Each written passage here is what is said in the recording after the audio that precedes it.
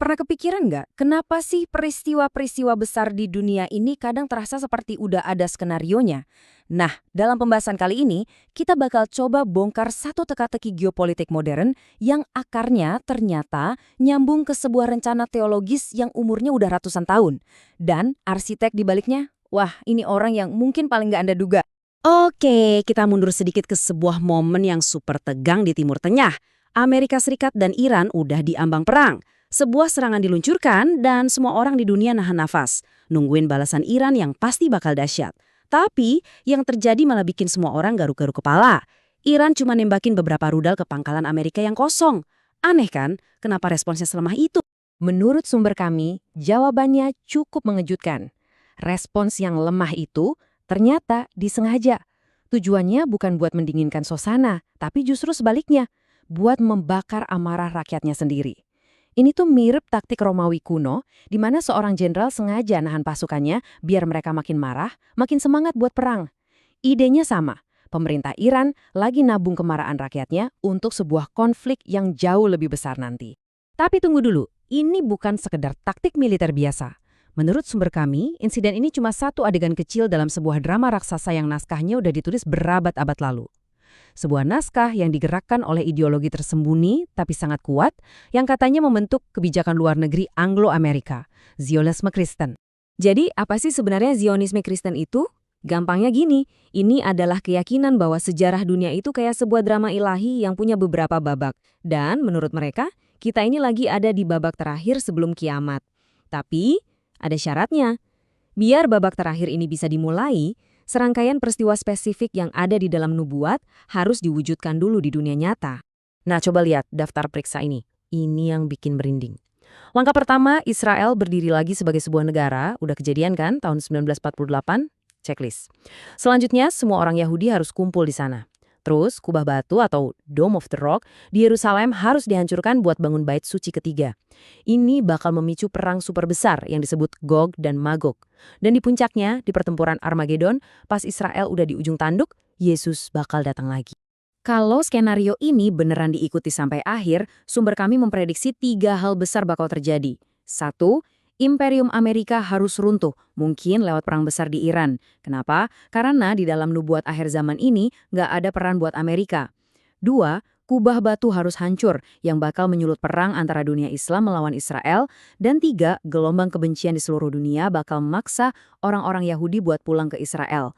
Semua syarat nubuat pun terpenuhi.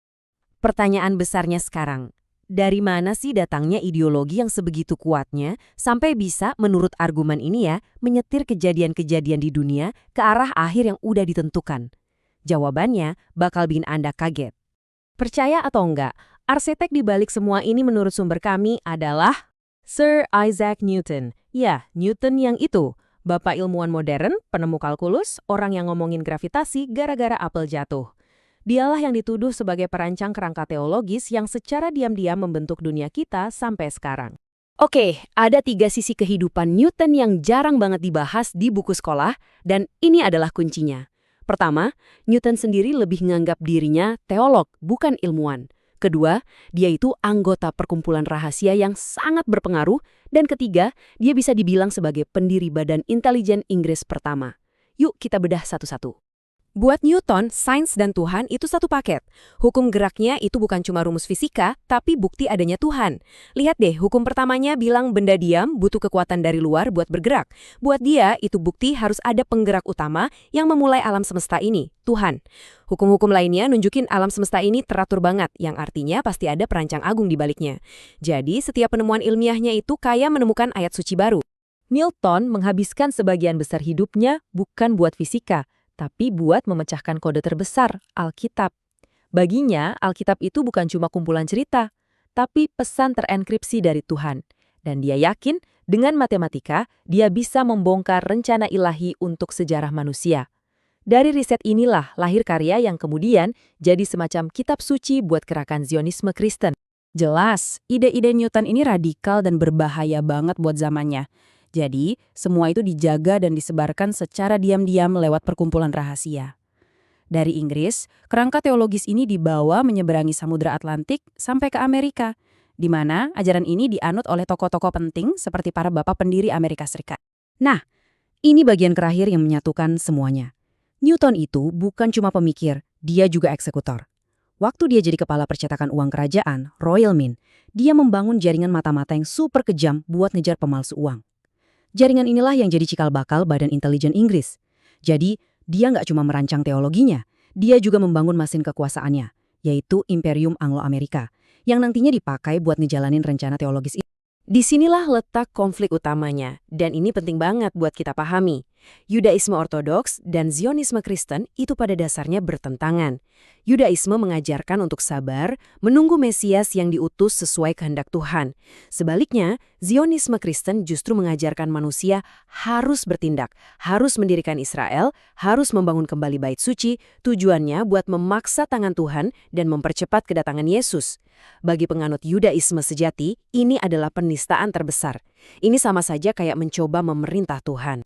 Oke, dari semua penjelasan yang rumit tadi, sumber kami merangkumnya jadi 3 kesimpulan utama yang benar-benar jadi inti dari argumen ini. Kesimpulan pertama, berkat Isaac Newton, ideologi Zionisme Kristen itu udah tertanam di fondasi Imperium Anglo-Amerika sejak awal banget. Jadi ini bukan ideologi baru, tapi udah jadi bagian dari DNA-nya membentuk cara imperium ini memandang dunia dan perannya di dalamnya. Kesimpulan kedua, kalau kita lihat dari sudut pandang ini, maka Zionisme modern itu adalah ciptaan dari Zionisme Kristen. Dan negara Israel sebagai hasilnya adalah ciptaan Imperium Anglo-Amerika yang didirikan untuk memenuhi tujuan teologis, bukan sekedar tujuan politik biasa. Dan yang ketiga, kesimpulan terakhir, Yudaisme dan Zionisme Kristen itu pada dasarnya berseberangan. Tujuan akhir mereka beda total, dan pandangan mereka tentang bagaimana sejarah ilahi seharusnya berjalan itu benar-benar bertolak belakang. Sebuah konflik yang sering kali kita lupakan. Dan ini membawa kita ke pemikiran penutup yang paling provokatif. Sumber ini bilang, semangat mesianik yang membara seperti ini tuh pernah kejadian sebelumnya. Sekitar 1.500 tahun lalu, di tengah kekacauan yang mirip, sebagian komunitas Yahudi saat itu percaya Mesias mereka telah tiba. Mereka siap mati untuknya. Sejarah mencatat nama orang itu adalah Muhammad. Pertanyaannya sekarang, jangan-jangan sejarah yang kita saksikan hari ini hanyalah pengulangan dari naskah kuno yang sama?